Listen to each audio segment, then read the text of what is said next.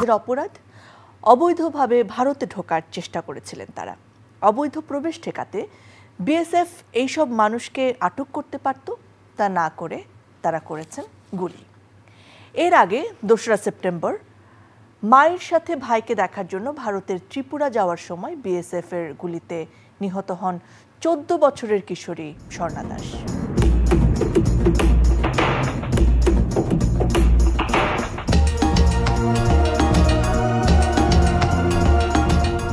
ফেলানির কথা নিশ্চয়ই মনে আছে আপনাদের।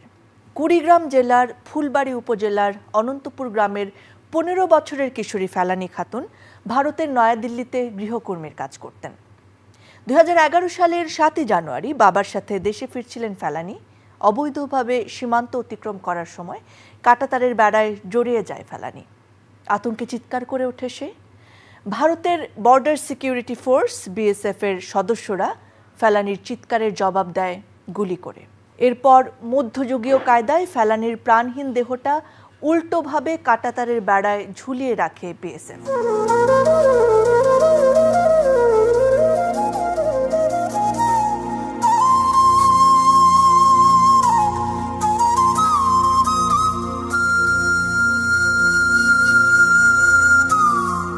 কেন স্থল সীমান্তবর্তী মানুষেরা এক দেশ থেকে আরেক দেশে যান?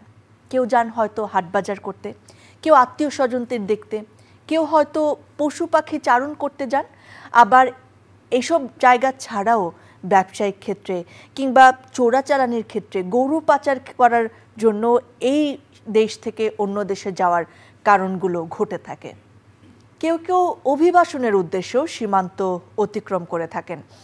এরকম যাতায়াত স্থল সীমান্ত সংযুক্ত অনেক দেশেই রয়েছে। অভিবাসনের উদ্দেশ্যে অবৈধভাবে জলপথেও এক দেশ থেকে আরেক দেশে যাওয়ার ঘটনা আমরা দেখি। সেসব দেশের সীমান্তরক্ষী বাহিনী অবৈধ অনুপ্রবেশের দায়ে অভিযুক্তদের আটক করে, বিচার করে, শাস্তি দেয় অথবা পুশব্যাক করে। কিন্তু বাংলাদেশ ভারত সীমান্তে এরকম ঘটনায় বিএসএফ নির্বিচারে গুলি করে, হত্যা করে বাংলাদেশের নাগরিকদের। ভারত থেকেও অনেক সময় মানুষ একই কারণ ও উদ্দেশ্যে বাংলাদেশে আসে, কিন্তু বাংলাদেশের সীমান্তরক্ষী বাহিনী গুলি করে হত্যা করে এমন ব্যাপার খুব একটা শোনা যায়নি। প্রিয় দর্শক, আমাদের আজকের বিষয় বন্ধ হোক সীমান্তে হত্যা।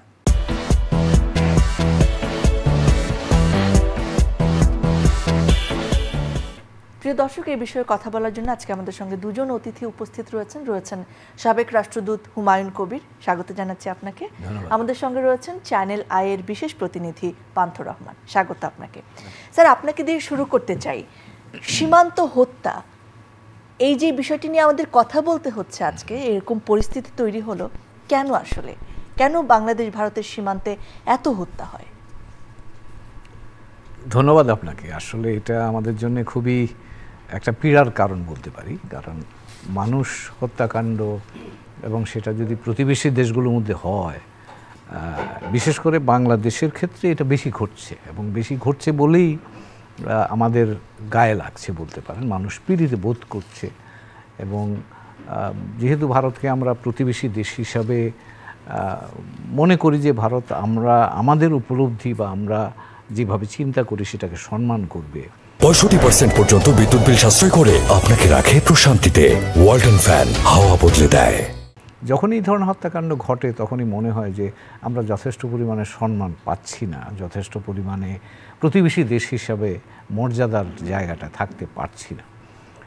গত 20-25 বছর ধরে 2001 সাল থেকে কিন্তু এই প্রবণতাটা বেড়েছে, এবং এই সময়তে 1000-এর উপর মানুষ মারা গেছে কমপক্ষে এই সীমান্তে। এবং সাম্প্রতিককালে যেটা দেখলাম যে একজন তরুণ, একজন তরুণী মারা গেল গত সপ্তাহে। এবং বিভিন্ন কারণে হয়, যেটা আপনি আপনার ইন্ট্রোডাকশনে উল্লেখ করেছিলেন, যে এখানে মানুষ যাতায়াত করে, ব্যবসা বাণিজ্য করে, বিভিন্ন তাদের দৈনন্দিন কাজকর্ম থাকে, কেউ কেউ হয়তো অভিবাসনের জন্য যান। তো সেটা আমরা 71 সালে দুই দেশ আমরা যখন স্বাধীন হই তখন থেকেই কিন্তু এই বাস্তবতাটার নিরিখেই 1975 সালে একটা বর্ডার গাইডলাইন্স তৈরি করা হয়েছিল দু দেশের মধ্যে, যে এই ধরনের ঘটনা যদি ঘটে তাহলে সেটা কিভাবে আমরা প্রতিকার করতে পারি, এবং সেই জন্য ব্যবস্থা আছে। কেউ যদি বেআইনিভাবে সীমান্ত অতিক্রম করে তাহলে তাকে আপনি ধরে নিয়ে ভারতে বিচার করতে পারেন, অথবা বাংলাদেশে ফেরত দিতে পারেন বিচার করার জন্য, অথবা পুশব্যাক করে দিতে পারেন। সেখানে কি হত্যার কথা কোথাও লেখা আছে? না, সেটা নাই, এবং সেটাই আমাদের জন্য একটা বলতে পারেন যে দুঃখের ব্যাপার। আমরা তার মানে ব্যাপারটি পুরোটি বেআইনি। বেআইনি তো বটেই, যে কোনো মানুষকে আইনের শাসনের দেশে বা আইনের শাসনের বাস্তবতাটা হচ্ছে যে কোনো মানুষ যদি ধরেও নেই তিনি অপরাধী, তবু তাকে তার আত্মপক্ষ সমর্থনের সুযোগ দিতে হবে, এবং সেই সুযোগ না দিয়ে যদি কাউকে মারা হয় তাহলে সেটাকে বিচার বহির্ভূত হত্যাকাণ্ড হিসেবে বিবেচনা করা যেতে পারে। তো কাজেই এখানে আমরা যদি ধরেও নেই, ভারতের দিক থেকে যেটা বলা হয় যে যারা অপরাধের সাথে সংশ্লিষ্ট ছিল তাদেরকেই এই ধরনের অপরাধ করাকালীন সময়তে গোলাগুলির ক্ষেত্রে তারা নিহত হন।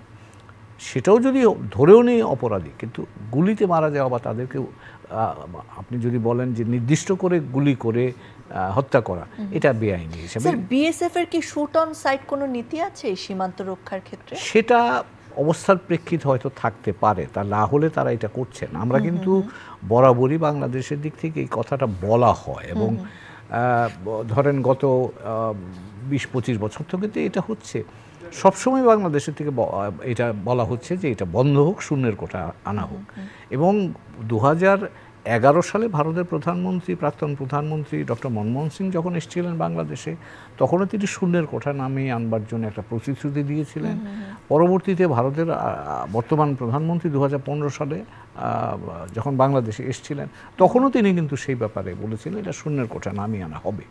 এবং সেটা যদি একেবারেই সম্ভব না হয়, সেখানেও কিন্তু বলা ছিল যে প্রাণঘাতী অস্ত্র নয় এমন ধরনের অস্ত্র ব্যবহার করা হবে, অর্থাৎ মানুষ মরবে না, আহত হতে পারে। তো সেটাই তো, সেটাও কিন্তু এখনকার যে ঘটনাবলী দেখছি তাতে বোঝা যাচ্ছে যে এই দুটো প্রতিশ্রুতির কোনোটাই কিন্তু কাজে আসেনি বা কোনোটাই বাস্তবায়িত হয়নি।